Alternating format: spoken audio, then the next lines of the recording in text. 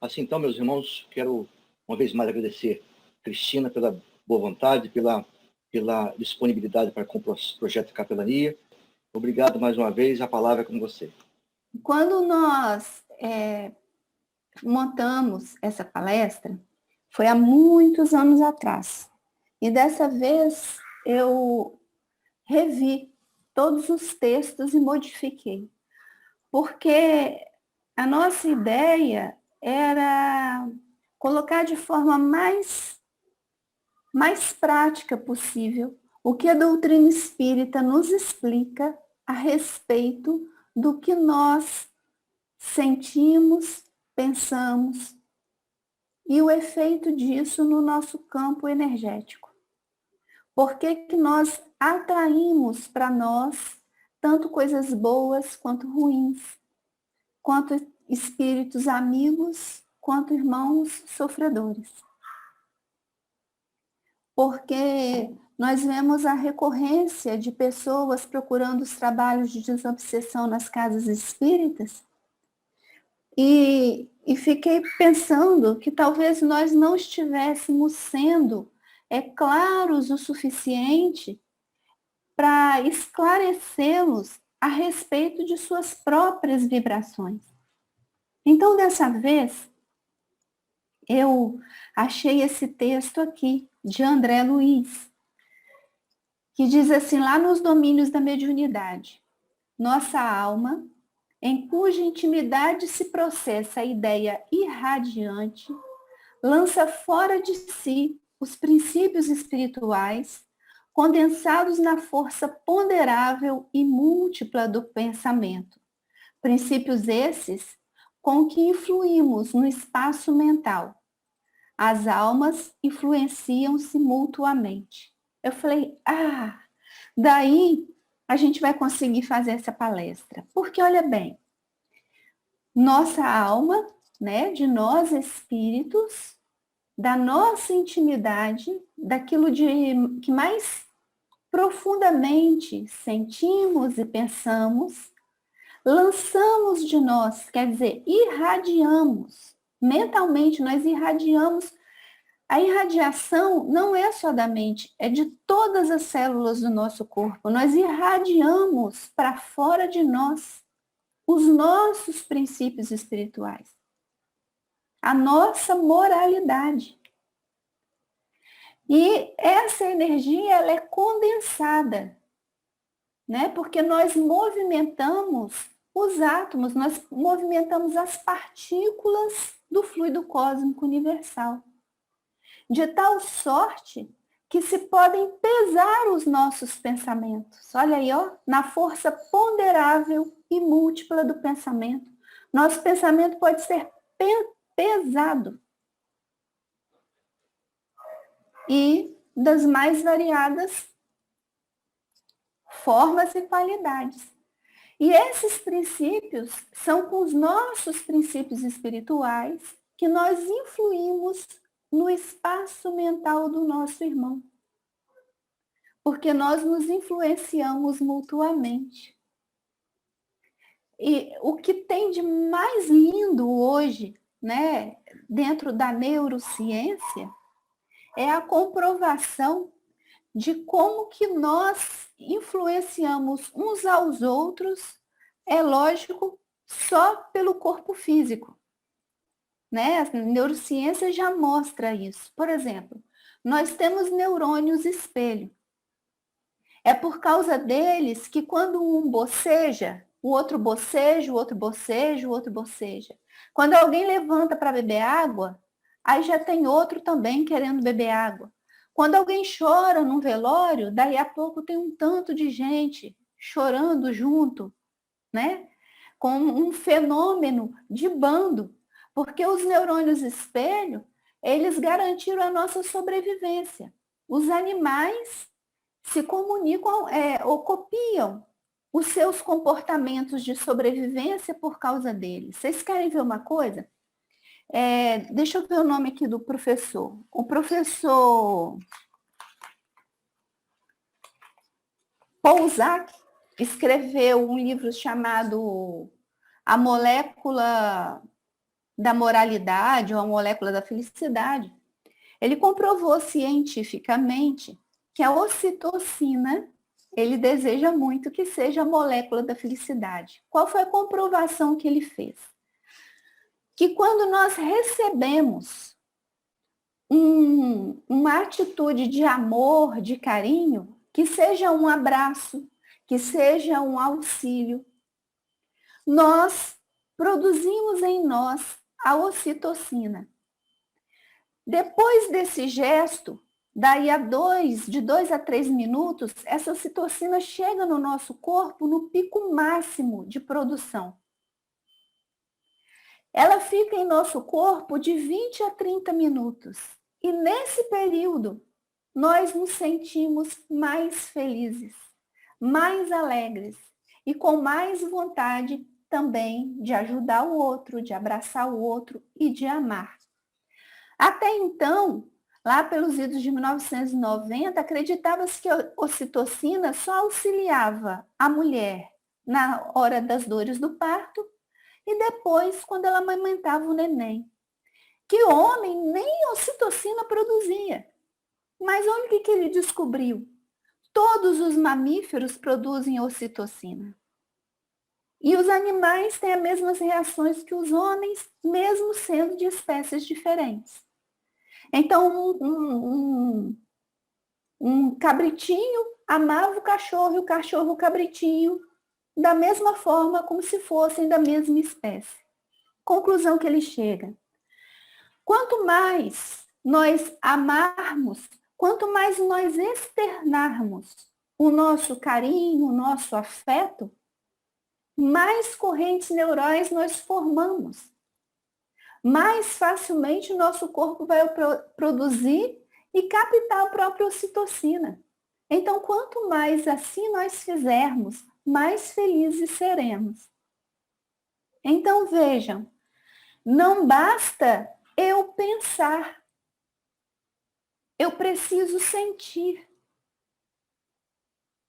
Porque nesse sentimento e nessa produção hormonal é que nós vamos mudando o nosso padrão vibratório do perispírito. O nosso corpo é de grande auxílio na nossa evolução espiritual. Percebem bem? Então, isso tudo é muito lindo. Mas vamos lá. No livro A Gênese, no capítulo 2, diz assim.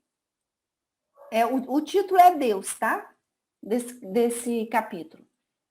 Aprendemos que nosso pensamento vibra no fluido cósmico universal, halo divino, tendo como analogia o som da nossa voz produzido por sua vibração no ar. Vamos compreender como funciona a providência divina. Lá, isso aqui eu resumi, tá? Não é tá entre aspas, é porque eu resumi. Então, o que que lá diz? Nós estamos mergulhados no fluido cósmico universal. O fluido cósmico universal é o quê? É o hausto do Criador. Então, nós somos criaturas de Deus. Nós estamos onde? No pensamento divino. Na aura de Deus, por assim dizer. Antes de nós sabermos, antes de nós termos consciência da atitude que nós vamos tomar ou da dor que vai chegar até nós, Deus, que é onipotente, onisciente, onipresente, já sabe do que nós vamos passar. E já encaminha para nós, através da providência divina, o que nós precisamos. Então, do mesmo jeito que eu falando, o som vai sendo ecoado pela atmosfera, né, pelo ar, vocês imaginam que o nosso sentir, o nosso pensar, faz vibrar o fluido cósmico universal. Deus percebe. Outra coisa, show de bola para contar para vocês, que a neurociência descobriu. Descobriu-se que antes mesmo de nós sabermos qual decisão nós tomamos, ou seja, antes de nós termos consciência do que nós decidimos, já havia milésimos de segundos, até segundos antes, no nosso cérebro, a ativação cortical. Então, a nossa decisão é tomada ou fora de nós, né? Lá no espírito. E o tempo que a decisão é tomada lá e que chega no nosso cérebro e nós codificamos, os aparelhos hoje já medem esse tempo. Oh, que divino! Então é mais do que claro que Deus já está sabendo antes. Porque já sentiu a vibração do nosso corpo mental. Né? Emmanuel, em Pensamento e Vida, no capítulo 2, vai explicar para nós o quê? Então, bom, se o corpo mental, se a mente está no espírito,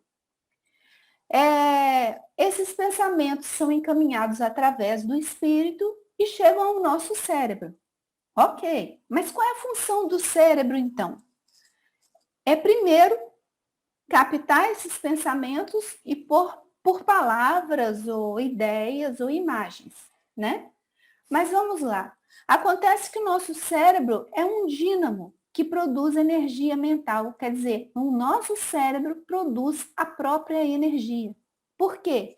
Tem a parte elétrica dos neurônios, que é física, e uma vez que a energia corre através dos neurônios, em volta dos neurônios nós temos o quê? O magnetismo consequente dessa energia. Bom, aí vale lembrar uma coisa. Se nós formamos o nosso perispírito ao reencarnarmos com os elementos químicos que existem e físicos, né, com a tabela periódica vem na minha cabeça, com os elementos que tem no planeta que nós reencarnamos, nós atraímos para nós aqueles elementos que têm um peso molecular semelhante ao nosso. Então, quanto mais evoluído for o espírito, mais tênue será seu perispírito. Quanto menos evoluído for, mais pesado o seu perispírito. Olha lá. Então, a energia que nós produzimos em nosso cérebro, que nos garante esse magnetismo, então, que é uma energia eletromagnética, vai nos permitir, à medida em que formos mudando a qualidade do pensar e do sentir, atrairmos energias mais sutis, elementos mais densos, elementos mais leves. E é assim que nós vamos mudando o nosso padrão vibratório e a nossa qualidade do perispírito. A doutora Marlene Nobre, no livro A Obsessão e Suas Máscaras, vai falar então o quê? Que essa corrente mental, ela vitaliza os centros da alma. Quer dizer, a mente encaminha os pensamentos, os sentimentos que, chegando no nosso corpo, produz uma descarga eletromagnética que energiza todos os nossos chakras. É por isso que, às vezes, a gente vai compreender na hora, parece que está gelado, ou porque tem uma região que esquenta mais. Vocês estão me ouvindo, né? Por que tem uma região que esquenta mais? Por que às vezes parece que alguns chakras sumiram? Porque realmente pode haver ali um bloqueio energético. Uma pessoa que está com raiva demais pode trazer problemas ao seu fígado, que vai prejudicar o funcionamento do seu plexo solar. Né? Uma pessoa que está com muito ódio, com muito rancor, vai estar lá com o seu chakra cardíaco também destrambelhado. Então, nós vamos entendendo o quê? Que o centro coronário distribui essas correntes mentais ao corpo biológico e, em seguida, se espalha em torno dele, organizando a nossa aura, nosso halo psíquico ou psicosfera. Por que isso? Ora, Através do nosso coronário, as energias chegam na nossa pineal. A pineal é a mãe de todas as glândulas. Dali, todos os hormônios vão sendo espalhados, todas as glândulas vão funcionando, toda a energia chega em todos os chakras. E uma vez que os nossos neurônios estão lá num funcionamento tal, X, irradiando o seu magnetismo, esse magnetismo vai ser espalhado através de todas as células do nosso corpo, formando o nosso duplo etérico, e o duplo etérico se expande, formando a nossa aura, nosso halo psíquico ou psicosfera. Então, nós somos pequenos deuses. Assim como o fluido cósmico universal é o hausto do Criador, é o halo psíquico do Criador, a nossa aura é o nosso próprio halo psíquico. Daí a gente vai entender a maldade que se faz, ou se fazia, pelo menos na minha época, né? De dizer assim para a criança, olha, o bicho-papão vem te pegar à noite. Que tal? A criança fazia o quê? Recebia aquela mensagem, construía uma mensagem de bicho-papão na cabeça, alimentava essa imagem com medo, essa imagem fica na aura, alimentando-se da energia da criança, e essa imagem fala, caminha, anda, tem vida. A vida que a criança deu. Imaginem vocês a qualidade do que se põe as crianças para ver muitas vezes, né? E o que vai se construindo na mente. É por isso que, por exemplo, chega num clarividente, né? Porque eu já ouvi falar isso. E a pessoa olha para a pessoa e fala assim, nossa, estou vendo uma casa assim, um carro assim, um casamento não sei como, e a pessoa acha que todos os sonhos delas vão ser realizados. Mas isso de vidência é anímico, não é mediúnico, é anímico. A pessoa tem condições de ver a aura do outro naturalmente. E está lendo na aura das pessoas as ideias que ela formou. E aí nós vamos fazer um paralelo com essa teoria tão divulgada do segredo, né, que está fazendo fortunas, muitas pessoas fazendo fortunas, dizendo assim, se você pensar coisas boas e trabalhar, você fica rico. Se você colocar na parede o carro que você quer, a casa que você quer, o sei lá o que você quer, você ganha isso, você consegue isso. Estão virando best-sellers, né? Apareceu até na Veja. Mas vejam bem, os bens materiais podem ser dados tanto por espíritos bons como por espíritos inferiores. E você querer por querer e focar a sua mente em bens materiais não me parece que é um meio seguro de garantir boas companhias. Olha o risco, né? Então, nós vamos chegar no duplo etérico. Olha lá. André Luiz nos explica em Evolução em Dois Mundos, no capítulo 17, que, como eu estava falando, que cada célula do nosso corpo é um motor minúsculo, conectado ao nosso cérebro, o nosso dínamo, cujas energias são ajustadas ao conteúdo do pensamento contínuo, modelando em torno da personalidade o corpo vital ou duplo etérico. Eu coloquei essa imagem aqui porque a ideia é essa. Eu tenho o meu corpo, eu tenho o duplo etéreo e eu tenho o perispírito, ok? O que acontece? O duplo etéreo, ele, quando nós desencarnamos, ele se dissolve, né? Mas acontece que, quando ele está enfraquecido, nós adoecemos. Nós ficamos com viroses, com doenças, porque ele precisa de ter a energia equilibrada. É como se ele fosse um anteparo do perispírito. Ele já grita antes do perispírito adoecer mais seriamente.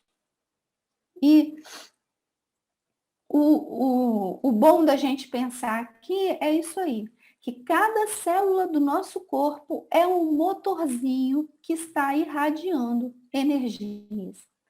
E quando ele fala para nós assim, o conteúdo do pensamento contínuo, nós temos que prestar atenção numa coisa, que via de regra passa batido. Bom, Cristiano, o que vem antes? O pensamento ou o sentimento? No livro Instruções Psicofônicas, tem lá no finalzinho, nos últimos capítulos, falando sobre os sentimentos, o capítulo é. E ali a gente vai aprender o quê? Que os sentimentos nós temos desde sempre. Os nossos sentimentos são o nosso pano de fundo. Eles estão lá. Mas é lógico, porque nós temos emoções e temos sentimentos. Nós temos emoções desde o tempo que somos bem primitivos. E os sentimentos que foram essas emoções mais trabalhadas, mais evoluídas. O que acontece? Estão todas lá, como se fosse aquele filme de antigamente. Lembra quando a gente colocava o rolo de filme na máquina de fotografia? É aquele rolo de filme. Quando nós pensamos, nós imprimimos essa imagem no nosso sentimento. Então, o pensamento vai chamar o nosso sentimento, vai convidar o nosso sentimento a vir à tona. Se o sentimento é bom e a gente se compraz daquilo, a gente dá força àquele pensamento, a gente cria uma ideia, cria uma imagem que fica aí na nossa psicosfera. Então, o que vai dar qualidade ao que eu sinto é o que vai dar qualidade ao que eu penso é o meu sentimento.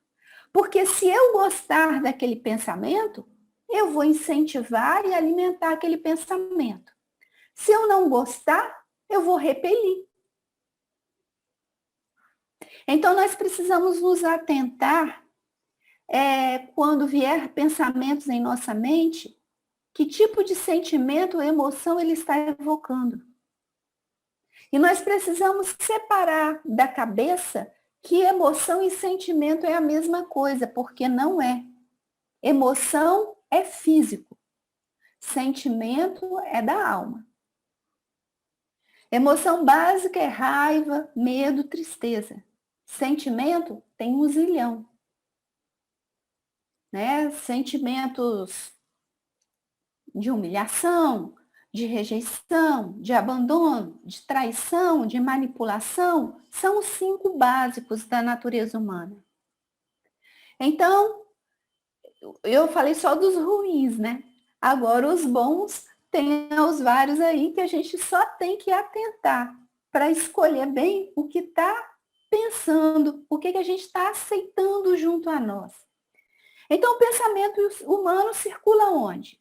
Por essa túnica, né, aqui, eletromagnética, e de acordo com as vibrações, surgirão as cores características, cujas irradiações formam a aura humana. Espelho sensível, onde todas as emoções, sentimentos e ideias surgem e plasmam imagens vivas, como se fosse uma televisão. Então, vocês imaginam que um espírito da mesma evolução que a nossa, ou superior a nós, só de olhar para nós, para nossa aura, nosso duplo etérico, já sabe muita coisa sobre nós. Porque é a nossa carteira de identidade espiritual.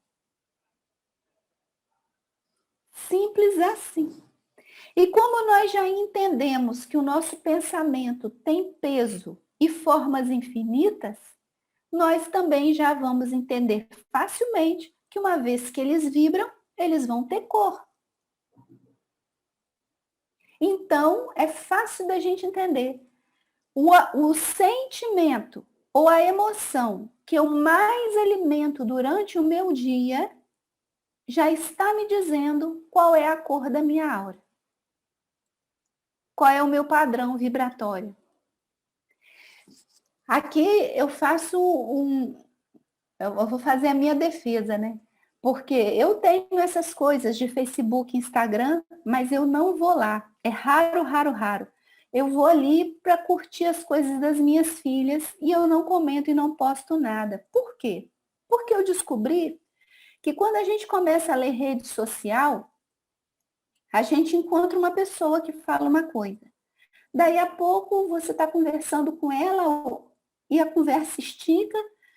Quando você assusta, você mudou totalmente o seu padrão vibratório. Você saiu do campo que você estava e entrou no campo da outra pessoa num assunto que nem te agrada. Isso quando não, que você passa a vista rápida e vê aquele monte de comentário reprochável sobre política, que mesmo que você não queira brigar, discutir, nem se ater naquilo, só o ler é agressivo. Então, para que colocar isso dentro da minha mente? É bom eu saber o suficiente para não ficar ignorante demais. Mas querer saber tudo que todo mundo pensa não me interessa. Porque não vai me fazer bem. Não é onde eu quero estar com a minha cabeça. E o que acontece? Acontece que as redes sociais também fazem com que produzamos aquele hormônio que eu falei para vocês. O hormônio do amor, né? O hormônio da moralidade, a ocitocina. Nós precisamos, é uma necessidade fisiológica, termos contato social. Do mesmo jeito que nós precisamos beber, comer, dormir, nós precisamos estar em contato com as pessoas. E aí o que acontece? Quando nós entramos na rede social, que encontramos lá um amigo que lembrou do nosso aniversário, ou que mandou um abraço, ou que bateu a saudade, nós produzimos ocitocina. E nós vamos ficar nos nossos 20 minutos, meia hora, com aquela alegria e satisfação que nós estamos sentindo. E nós vamos ficar ali no telefone, provavelmente esse tempo, espalhando ocitocina por outras pessoas, com certeza. Então tem o lado bom e tem o lado ruim, né? Vamos lá. O que mais tem? Aqui que é muito legal. Essa imagem aqui que eu coloquei é água e óleo, porque água e óleo, vocês sabem, não se misturam, né? Então, André Luiz fala assim, evolução dois mundos. Em todas as nossas atividades de intercâmbio com a vida que nos rodeia, através do qual somos vistos e examinados pelas inteligências superiores, sentidos e reconhecidos pelos nossos afins, e temidos e hostilizados, ou amados e auxiliados pelos irmãos que caminham em posição inferior à nossa. E que tal é isso? Através da nossa aura de radiação, examinados pelos nossos amigos, reconhecidos por aqueles que estão no mesmo padrão que nós, que são visados conosco. Às vezes somos temidos, muitas vezes hostilizados,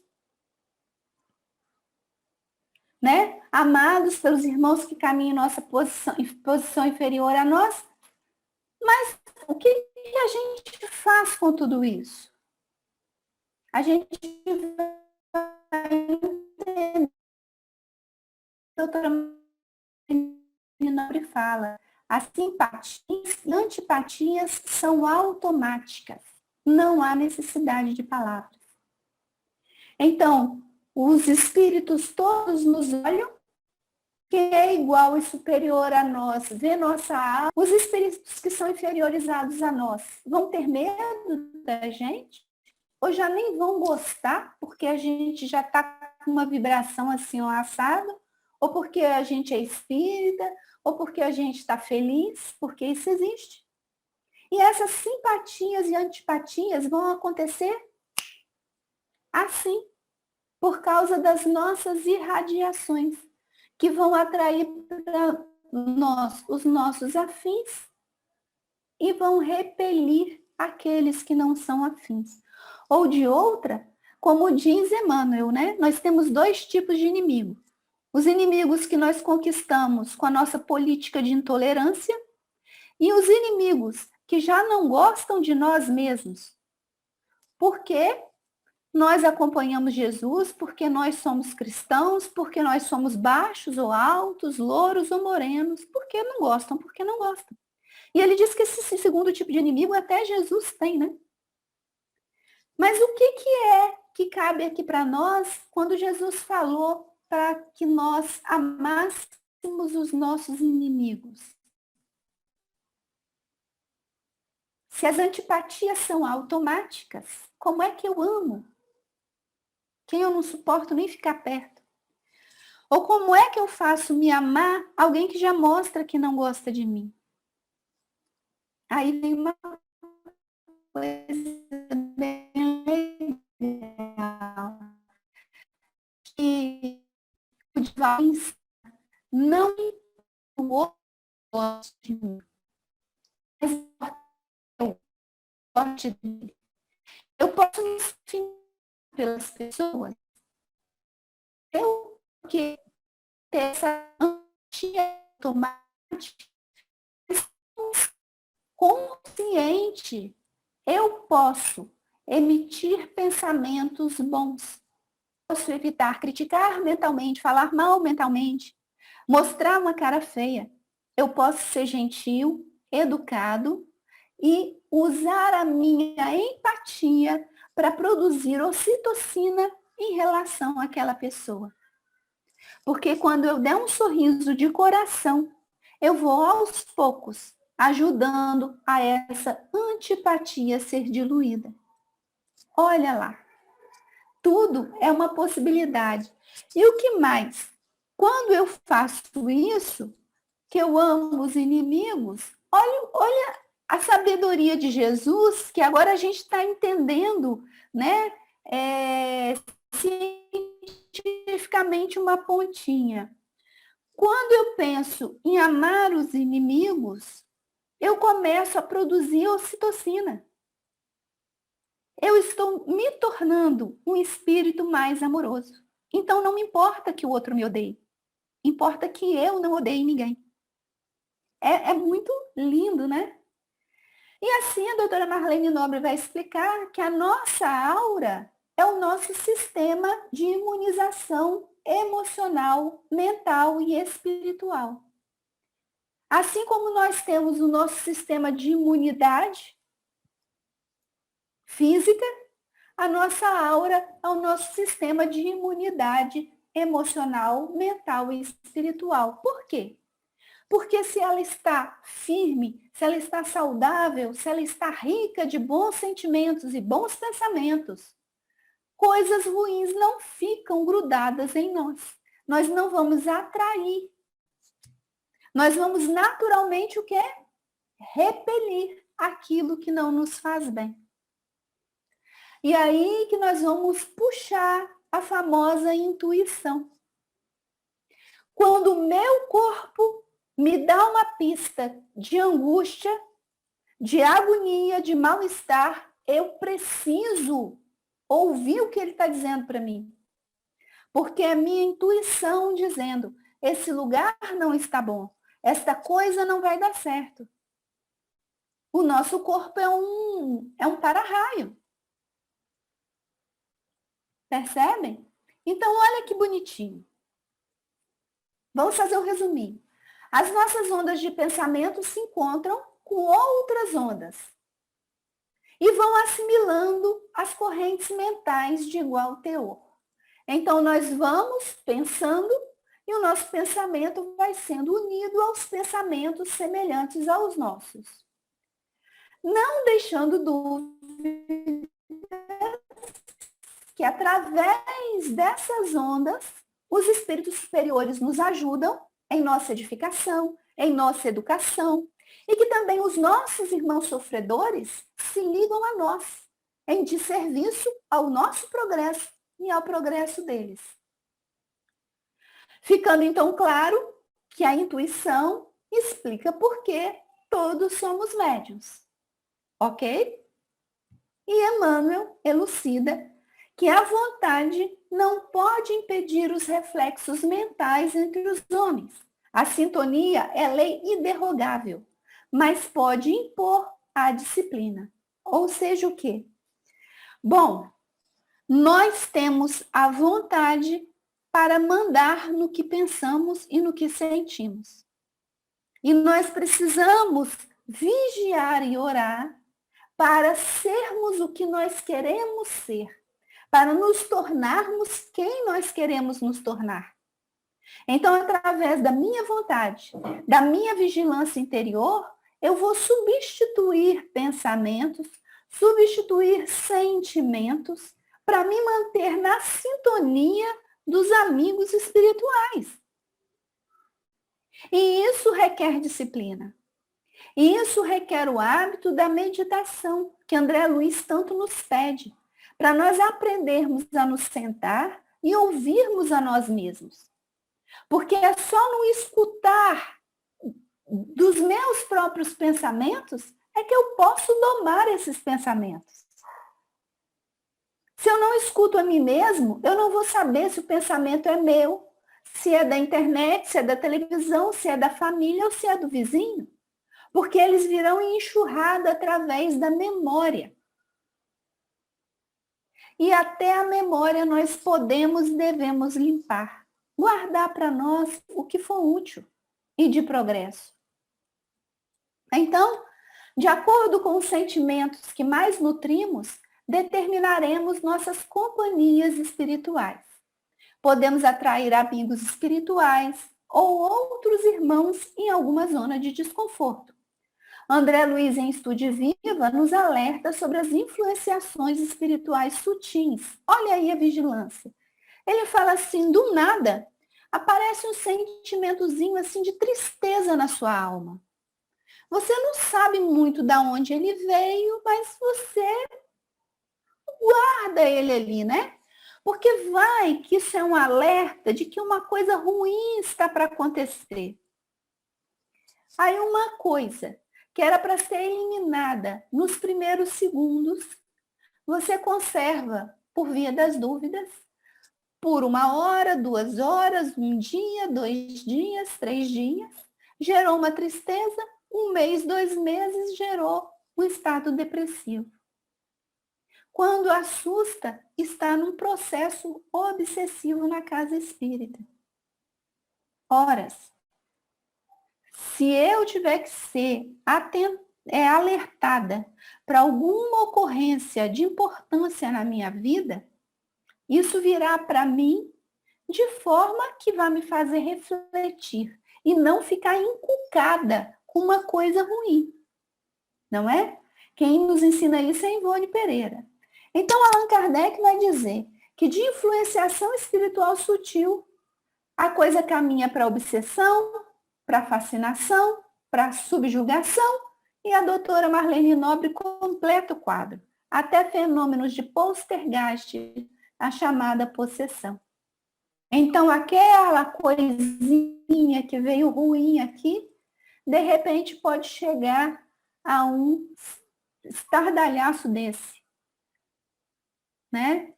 Que a gente pode prevenir, a gente deve prevenir. Bom, o que tem de bacana aqui é nós refletirmos assim. Quando nós reencarnamos, nós trazemos hábitos de vidas passadas conosco. E esses hábitos vão determinar já de entrada a nossa sintonia no início da nossa vida.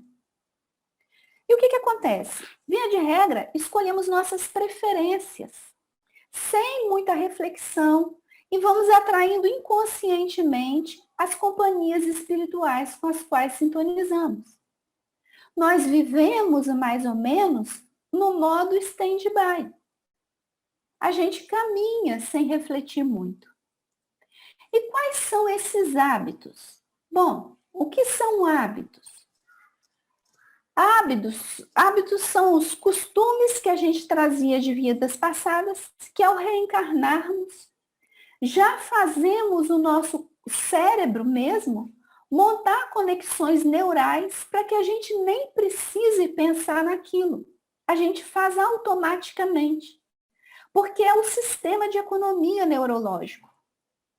Então, via de regra, vocês devem ver crianças que andam de um jeito diferente, que se sentam de uma forma estranha, que ninguém mais na casa se senta, que tem um gesto, uma forma de falar, um jeito de comer que é dele, é especial.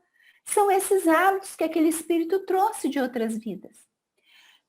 Uma vez reencarnados, nós ainda associamos hábitos dos nossos parentes, que são justamente essas vias neurais de coisas corriqueiras que nós não precisamos pensar para fazer. Acontece automaticamente.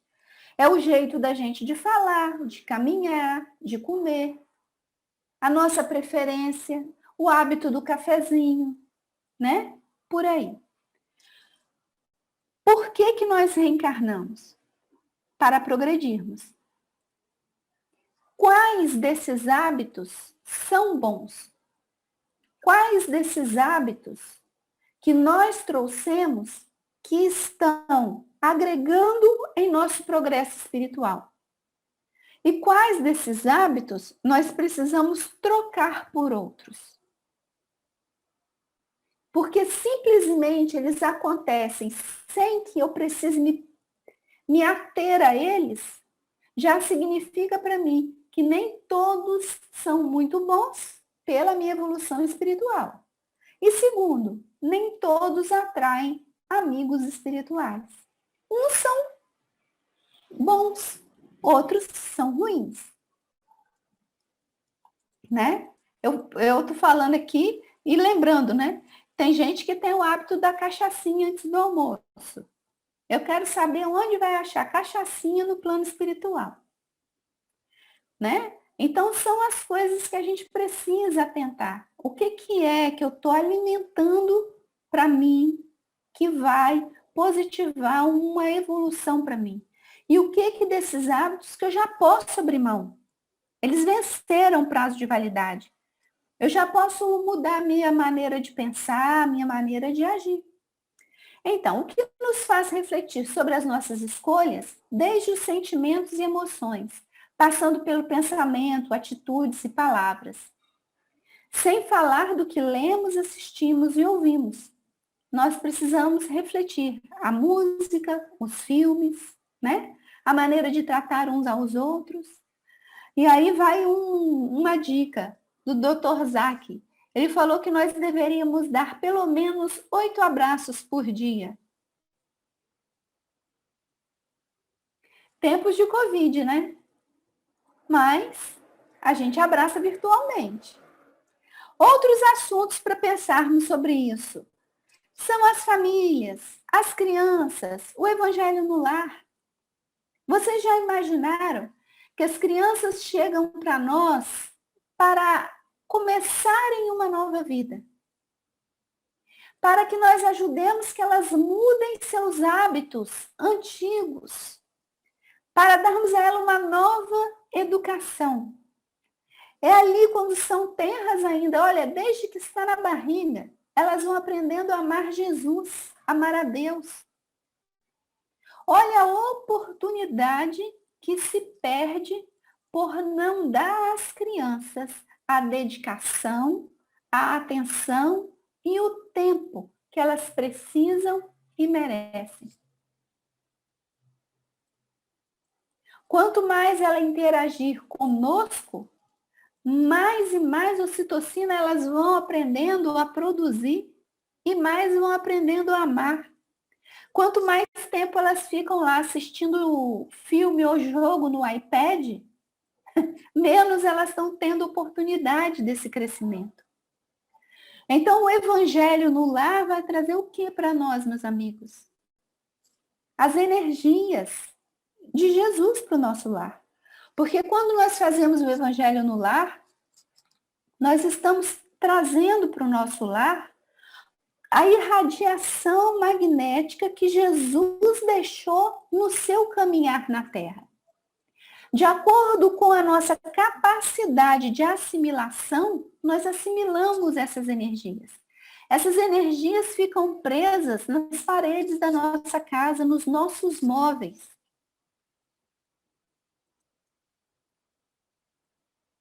Se nós pedimos aos amigos espirituais, nas preces do Evangelho no Lar, ajuda para trabalhar a raiva na família, para trabalhar o medo na família, para trabalhar a tristeza na família, os amigos espirituais aproveitam aqueles instantes para modificar em nós o nosso estado emocional.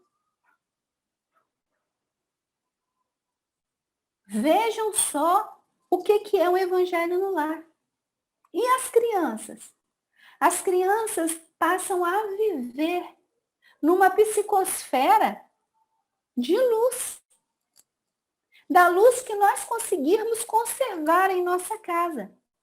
Mas chega na outra semana, a gente recarrega essa energia. Aliás, não tem impedimento para fazer Evangelho no Lar. Quando aqui em casa teve Covid. Então, nós fazíamos Evangelho no Lar todos os dias. É remédio, é pedido de ajuda, é cura da alma e do corpo também. Então, vamos lá. Quais sugestões, quais hábitos nós estamos desenvolvendo em nossas crianças através do nosso exemplo, das nossas motivações? Então, a gente ensina. Quando eu abraço alguém, eu estou estimulando essa pessoa a abraçar outra pessoa. E quando eu grito com alguém, eu estou definitivamente garantindo para algumas pessoas que não são vigilantes que elas gritem com outro alguém. Aqui no fundo do meu prédio tem mais 2 prédios e hoje tinha um senhor gritando com a esposa e a esposa com ele e as crianças chorando. E eu acho que, eu nem sei se a coisa partiu para violência, porque foi uma coisa muito, muito desagradável de ouvir. Só que nessas situações a gente não tem mesmo o que fazer, né? Porque não sabe nem de onde vem o som. Então, eu e minha filha nos colocamos a fazer prece.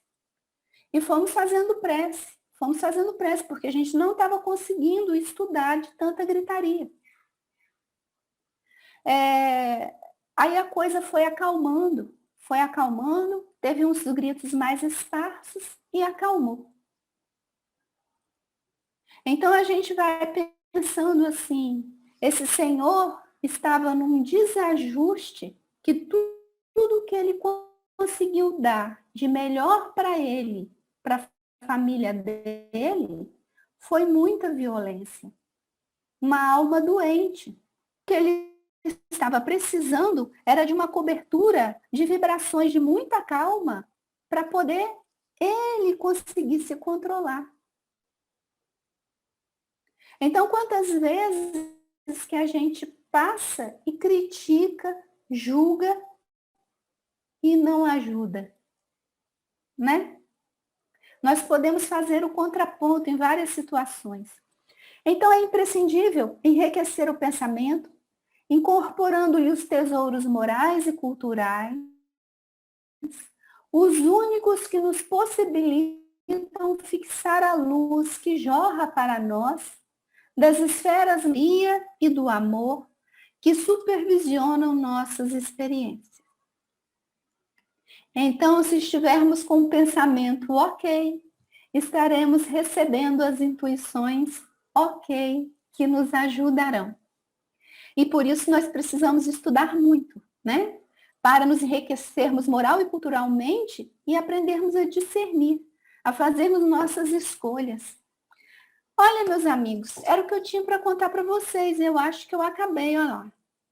E em nome da Associação Médico Espírita, em nome da Capelania, eu quero te agradecer do fundo do coração pela beleza, pela intensidade do seu estudo. Quero parabenizar pelo refinamento da sua técnica de exposição.